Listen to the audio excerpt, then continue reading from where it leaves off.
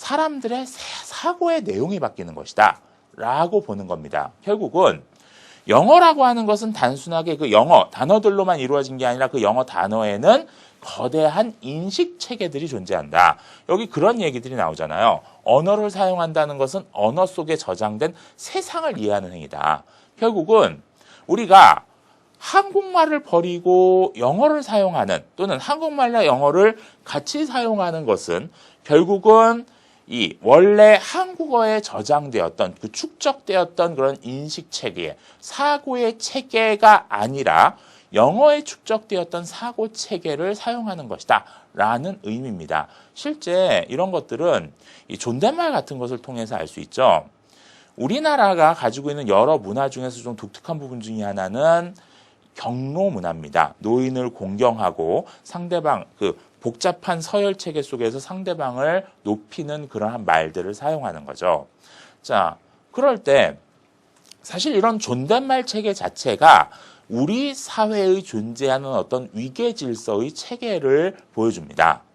자, 그런데 이런 것들을 다 영어로 바꾸면 어떻게 되나요? 자, 영어에서는 그렇게 복잡한 존댓말 체계가 존재하지 않죠. 자, 그러다 보니까는 사실 수평적 관계가 가능한 부분들이 존재합니다. 이것은 긍정적일 수도 있고 부정적일 수도 있습니다. 어쨌든 간에 뭐 나보다 20살 위든 20살 밑이든 다 똑같이 톰이라고 부르는 거죠. 수평적으로. 자, 그런데 우리나라에서 20살 위, 10살 위, 그리고 뭐 10살 및 20살 및, 뭐 1살 및 1살 위 이런 사람들은 다 부르는 말이 다르고 그 부르는 말이 다르기 때문에 사실은 우리가 그들을 다르게 대하는 부분들이 존재하는 거죠. 이런 부분들이 서로 다르다는 것. 자, 그렇기 때문에 영어 공용화론이라고 하는 것은 결국은 정신을 바꾸는 행위다. 문화를 바꾸고 민족을 바꾸는 행위다라는 주장이 가능해지는 겁니다. 자, 그런 지점에서 이제 언어 결정론이라는 것이 의미가 있는데요. 자, 그런데 사실 이 언어 결정론, 즉 이 사피어 워프 가설은 사실은 비판받을 지점들이 많습니다. 실제 주류 언어학에서는 이런 언어 결정론을 인정하지 않는 학자들도 많습니다. 자, 그런 언어 결정론에 대한 비판을 좀 살펴볼까요? 자, 수업 자료 언어 결정론 비판 나오는 부분 보도록 하십시오. 자, 이 언어 결정론 비판의 핵심은 이겁니다. 우리가 생각을 할 때 그 생각을 하는 언어는 단순하게 우리가 사용하는 이 자연 언어, 뭐 한국어라든지 아니면 일본어라든지 중국어라든지 이런 것과는 좀 다른 것이다. 독립적인 것이다. 라는 생각입니다. 자, 스티븐 핑커라는 학자가 이런 이야기를 했죠.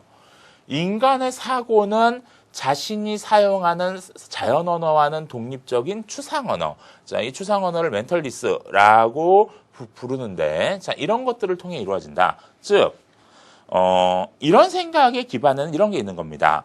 결국은 한국 사람, 일본 사람, 그리고 미국 사람이 있을 때, 이 한국 사람, 일본 사람, 미국 사람은 서로 자기 언어, 그러니까 자연 언어로만 생각을 진행하는 것이 아니라 사실 그 생각의 기반에는 이 추상 언어, 그러니까 모든 사람들에게 보편적으로 존재하는 그런 보편적 문법 체계가 이 생각에는 존재해서 그것에 의해 생각이 이루어지는 것이다 라고 보는 겁니다. 물론 이 입장이 자연 언어가 사람들의 사고에 미치는 영향력을 완전히 부정하는 입장은 아닙니다. 실제로 어느 정도는 영향을 준다고 생각을 해요. 하지만 어느 정도 영향을 주는 것이지 완전히 이 사고 체계가 언어에 의해서 규정되는 것은 아니다라고 이야기를 하는 겁니다. 즉, 자, 세 번째 문단 보세요. 읽기 자료 세 번째 문단 보면은 자, 핑커의 이런 견해는 모든 자연 언어가 심층 구조에서는 동일한 문법을 지녔다는 촘스키 이후 언어학자들의 생각과 통한다. 자, 모든 자연 언어가 심층 구조에서는 동일한 문법을 지녔다. 결국은 본질적으로 언어라고 하는 것은 표면적으로 보이는 차이에도 불구하고 이 바닥에서는 동일한 구조를 가진 것이다 라는 생각이 존재하는 거고요. 자, 그런 차원에서 네 번째 문단, 자, 네 번째 문장, 두 번째 문장. 사람의 사고와 인식이 모국어와 어느 정도 상호작용을 하는 듯 보이긴 하지만 더 큰 결정력을 행사하는 것은 사고와 인식 쪽이지 언어 쪽은 아니다라는 이야기입니다. 자, 그러면서 그 밑에 예를 들고 있죠. 실제 우리말의 형용사들은 굉장히 풍부하게 발달했습니다. 특히 색채 형용사 같은 경우는 굉장히 풍부해요.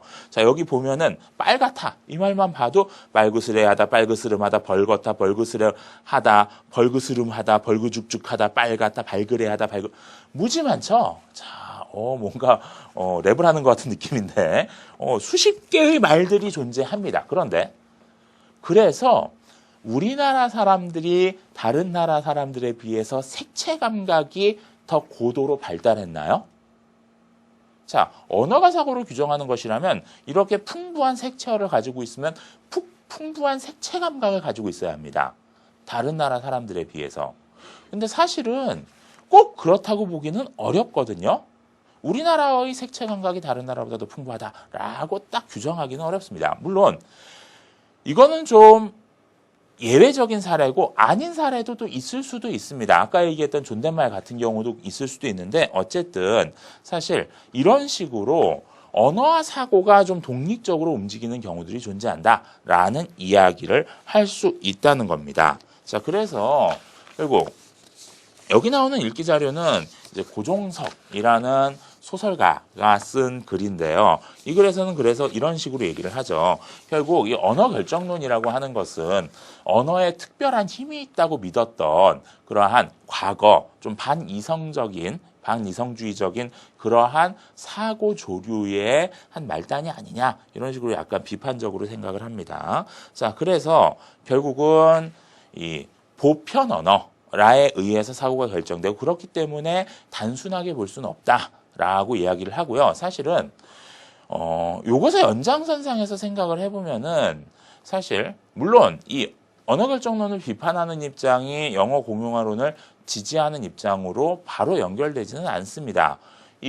언어결정론을 비판하면서 영어 공용화론에 대해서도 비판하는 입장도 굉장히 다양하게 존재하는데 여기 나오는 이 고종석이라는 소설가는 요 입장에 근거해서 영어 공용화론을 지지하는 그러한 의견을 표했습니다. 자, 예전에 이제 수업할 때 우리는 모두 그리스인이다. 뭐 이런 이제 글을 읽은 적이 있는데 거기 보면 그런 내용들이 나왔었죠. 자, 어쨌든 자, 언어를 바라봄에 있어서 언어는 그렇게 단순하지는 않다는 겁니다. 이 언어 결정론의 입장에 서서 보면은 언어라는 것은 사고를 결정하는 핵심적인 요소입니다.